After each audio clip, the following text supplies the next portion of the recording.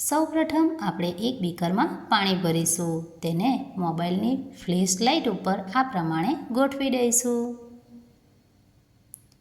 હવે આ બીકરમાં આપણે પ્રવાહી પોટેશિયમ પરમેંગનેટ ઉમેરીશું. પોટેશિયમ પરમેંગનેટ એક ઓક્સિડાઇઝિંગ એજન્ટ છે, જે પાણીમાં ઓગળતા આપણને જાંબલી રંગ આપે છે. તો અહીં આપણે જોઈ શકીએ છીએ આપણને જાંબલી રંગ જોવા મળે છે.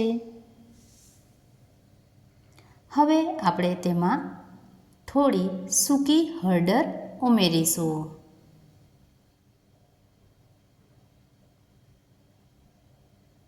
હળદર એ પ્રાકૃતિક ઇન્ડિકેટર છે, એટલે કે સૂચક છે, જે થોડી ક્ષારીય પ્રવૃત્તિ સાથે પ્રક્રિયા કરી અને રંગમાં બદલાવ કરે છે.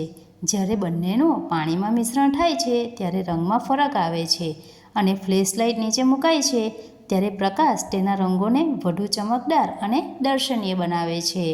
તો અહીં આપણે આ હળદર અને પોટેશિયમ પરમેંગનેટની રાસાયણિક પ્રક્રિયાઓ જોઈ શકીએ છીએ, જેમાં પ્રકાશ આપણને વધુ જોવા મળે છે.